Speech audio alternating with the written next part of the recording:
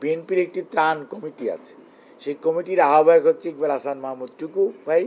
আর হচ্ছে শহীদুদ্দিন চৌধুরী ইয়ানি হচ্ছে সেটার সদস্য সচিব। যেহেতু টুকু ভাই এখন বাইরে আছেন, সেই জন্য ত্রাণ সংগ্রহের জন্য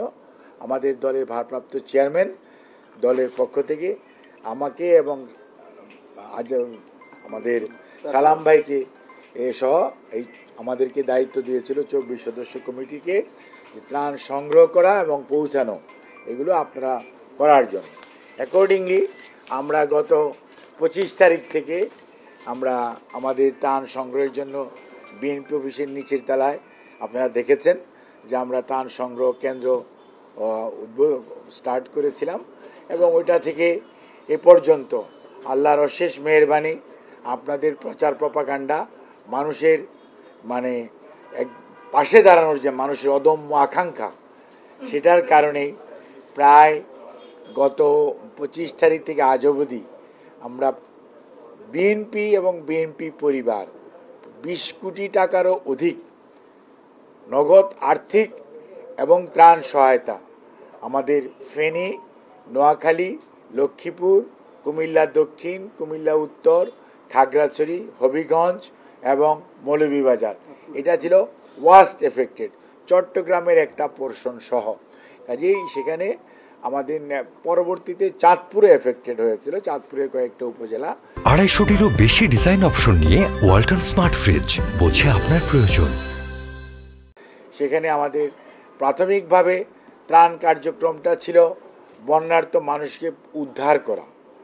তার পরবর্তীতে তাদের ওই সময় শুকনো খাবার সরবরাহ করা। এটি আমাদের দলের স্থানীয় নেতৃবৃন্দ, অর্থাৎ প্রত্যেকটি জেলা, প্রত্যেকটি উপজেলা, প্রত্যেকটি পৌরসভার বিএনপি এবং অঙ্গ সহযোগী সংগঠনের নেতৃবৃন্দ, আমাদের কেন্দ্রীয় নেতাদের উপস্থিতিতে, কেন্দ্রীয় নেতাদের মধ্যে স্টার্টিং ফ্রম আমাদের মহাসচিব জনাব মির্জা ফখরুল ইসলাম আলমগীর, স্থায়ী কমিটির মেম্বার জনাব মির্জা আব্বাস, তারপরে জনাব আমির খসরু মাহমুদ চৌধুরী, জনাব সালাউদ্দিন আহমেদ, আমাদের ভাইস চেয়ারম্যানদের মধ্য থেকে আমাদের শাহজাহান ভাই, আব্দুল আওয়াল মিন্টু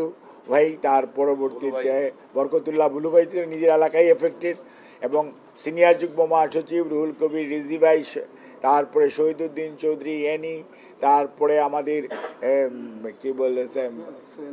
হাইবুন নবী খান সোহেল, অর্থাৎ আমাদের দল এবং সাংগঠনিক সম্পাদক সবাই, শামীম, তার পরবর্তীতে অধ্যক্ষ সেলিম। রাজনৈতিক দল বিএনপি এখন কোনো ক্ষমতায় নেই, তারপরেও বিএনপি তার যে জনগণের প্রতি যে দায়বদ্ধতা, জনগণের পাশে থাকার যে বিএনপির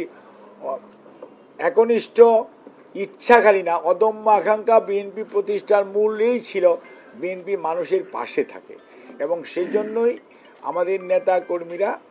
ত্রাণ সহায়তা নিয়ে তাদের পাশে ছিলেন। এখন যেটি হচ্ছে, পানি তো নেমে যাচ্ছে, এখন শুরু হয়েছে আপনার রোগ, বিশেষ করে কিছু কিছু সংক্রামক ব্যাধি, যার জন্য গত 2 সপ্তাহ যাবৎ আমাদের বন্যা উপদ্রুত এলাকাগুলোতে কিন্তু মেডিকেল ক্যাম্প চলছে, এবং প্রত্যেকটা জায়গাতেই আপনার সেই ফুলগাজী বলেন আর রামগঞ্জ বলেন, অর্থাৎ প্রতিটা জায়গাতেই মেডিকেল ক্যাম্প চলছে, এবং মেডিকেল ক্যাম্পগুলোতে আমাদের ডাক্তাররা খালি যাচ্ছে তা না, ডাক্তার ওখানে স্থানীয় নেতৃবৃন্দের সহায়তায় ঔষধও, পর্যাপ্ত পরিমাণ ঔষধ সেখানে বিনা পয়সায় সরবরাহ করা হচ্ছে। Doctors association of Bangladesh, Ziaur Rahman foundation, স্থানীয় চিকিৎসকরা সবাই সেখানে সহযোগিতা করছে। কেন্দ্রীয় বিএনপি তাদেরকে ঔষধ দিয়ে, তাদেরকে এই সমন্বয় করে দিয়ে এটাকে হেল্প করছে, অর্থাৎ এটা একটা সামগ্রিক কার্যক্রম।